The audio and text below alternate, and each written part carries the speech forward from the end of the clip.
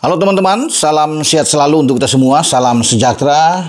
Kembali dengan saya Bung Ropan, semoga teman-teman semua dimanapun Anda berada bersama dengan keluarga baik-baik saja dan tetap semangat.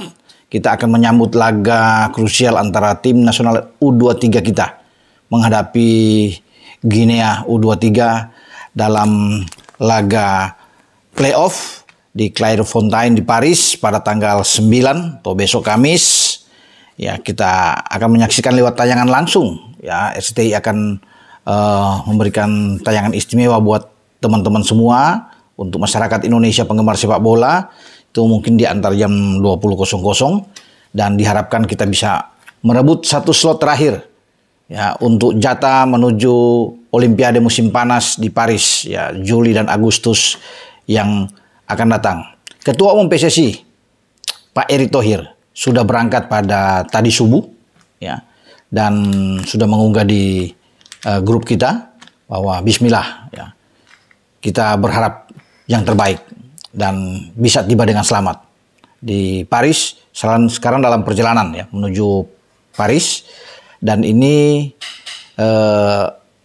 kedatangan Pak Erick adalah penting untuk memberikan motivasi, semangat bagi semua pemain yang sedang fokus berlatih saat ini di bawah pimpinan STY untuk menghadapi Guinea. Pertandingan yang tidak gampang, tidak mudah tentunya bagi kita karena Guinea juga akan berusaha habis-habisan ya untuk bisa merebut salah satu jatah untuk melengkapi 16 tim. Sekarang sudah ada 15 tim, tinggal satu tim lagi apakah Indonesia atau Guinea. Indonesia kalau lolos harus menunggu selama 68 tahun ya, sejak tahun 56 kita ikut di Olimpiade di Melbourne untuk cabang sepak bola dan ini kesempatan untuk kita bisa meraihnya.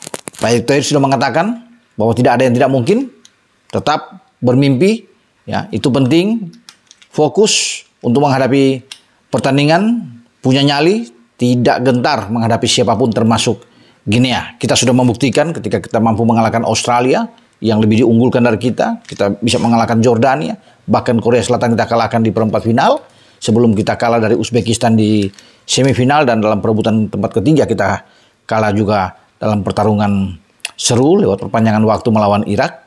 Dan sekaranglah waktu yang tepat ini terakhir buat pertarungan anak-anak U23.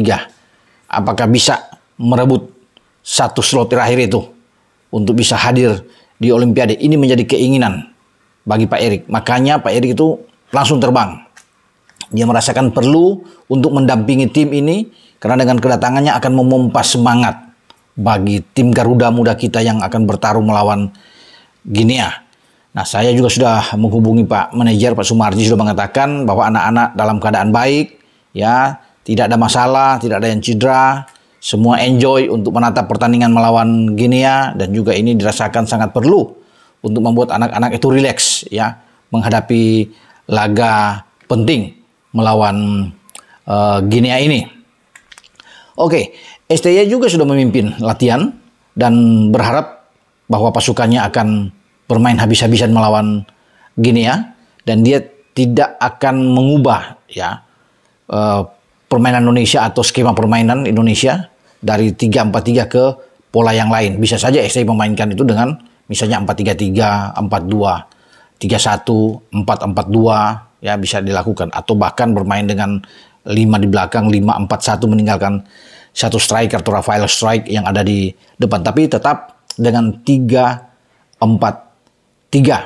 Masih kita menunggu tentang kedatangan dari Elkan Bagot dan juga dengan Justin Hubner yang terus diupayakan oleh Pak Ketua Umum ini agar mereka bisa berlabuh datang ke Paris memperkuat tim nasional kita dalam perjuangan untuk meraih satu jatah terakhir ini.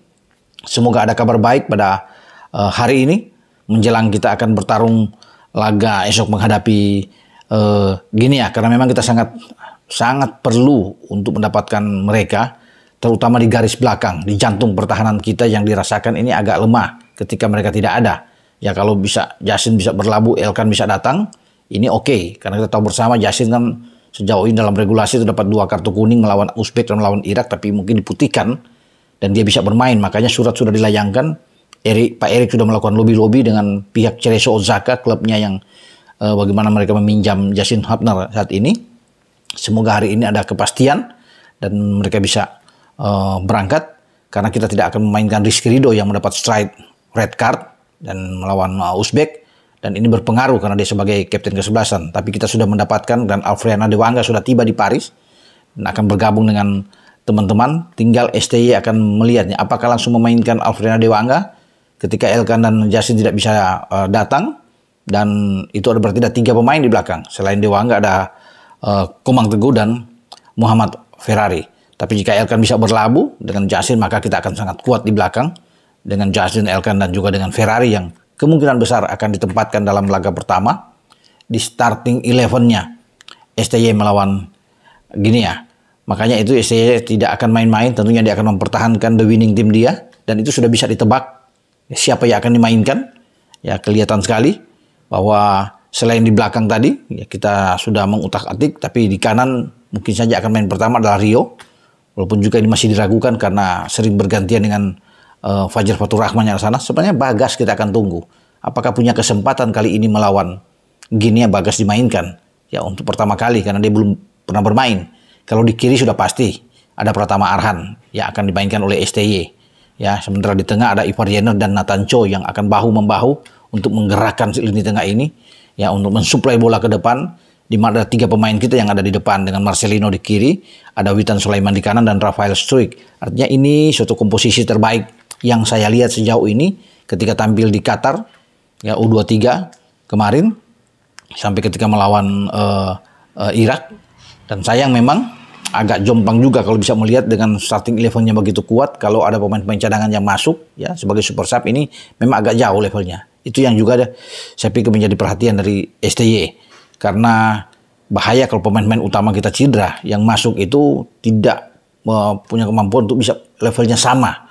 Ya, di sini yang bisa sudah contoh ketika Rafael Struijk tidak bisa bermain dengan akumulasi kartu, Ramadan Sananta masuk dan tidak ada greget di depan sama sekali. Ya, ini yang menyulitkan kita ya untuk bisa bermain ketika kalah melawan Uzbek. Makanya sekarang sedang digenjot untuk bagaimana level pemain-pemain di cadangan itu bisa paling tidak sama dengan yang ada di starting 11 untuk ke depan tentunya, ini bukan untuk sekarang. Kalau sekarang kita akan tetap fokus dengan yang ada. Ya, komposisi pemain yang ada yang dibawa ke Paris, ya itulah yang akan dimaksimalkan oleh STY. Apapun yang terjadi kita harus bisa bertarung, ya, memenangkan laga melawan Guinea sehingga kita bisa meraih tiket jatah terakhir sebagai negara ke-16 di cabang sepak bola untuk melengkapi pertandingannya akan dimulai pada tanggal 24 Juli akan datang. Karena cabang sepak bola itu dimainkan lebih awal. Walaupun pembukaan itu adalah tanggal 26 Juli. Seperti biasa saya pikir. Dan kalau kita lolos tentunya ini ada perubahan juga. Dengan menempatkan 3 pemain senior sesuai dengan regulasi yang ada. Ya, bisa dimainkan oleh tim Indonesia. Kita tidak tahu siapa pemain senior. Karena cuma punya jatah 3. Apakah Martin Paes akan ikut di dalamnya bersama dengan Jai Ises dan Tom Hae.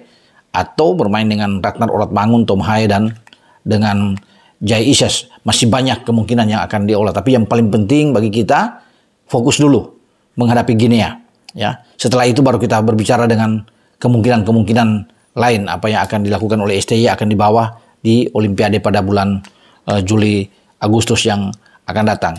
Semoga kedatangan Pak Erick Thohir, Ketua Umum PSSI ini bisa berdampak dengan bagus. Pak Erick mungkin bisa menyejukkan di ruang ganti. Bisa menemui pemain-pemainnya, bersalaman, memeluk mereka. Memberikan semangat juang tentunya. Untuk siapa tahu mungkin ada bonus juga. Jika mampu mengalahkan Guinea, Pak Ketua akan menyiapkan bonus. Karena dalam perhelatan kemarin di Piala Asia itu sudah terkumpul mungkin dari para pengusaha ya. Kadin lewat Pak Ara, Marwar Sirait sudah mengumpul sekitar 23 ya. 23 miliar. Bahkan mungkin bisa melonjak sampai 27 miliar. Itu yang akan diberikan kepada anak-anak U23 ketika mereka akan kembali ke Indonesia ya dari Paris untuk melakoni laga playoff ini. Jadi luar biasa bagaimana perhatian dari para pengusaha Indonesia untuk bisa mengapresiasi perjuangan tim kita selama ikut di U23 di Qatar Piala Asia ya. Apalagi kalau kita bisa menang melawan Guinea, pasti akan banyak kucuran bonus yang akan diberikan buat anak-anak. Tapi jangan dulu berpikir ke sana. Sekarang dengan sendirinya bonus itu akan datang ketika kita mendapatkan prestasi yang bagus dengan meraih kemenangan melawan Guinea. Selamat berjuang tentunya buat Ivar Jenner dan kawan-kawan. Ya memang sekali lagi ini tidak gampang. Guinea tim yang kuat, tapi sekali dalam sepak bola semua bisa terjadi di lapangan, termasuk kita mengalahkan Guinea. Dengan saya, Bung Ropan, berbicara. Ciao.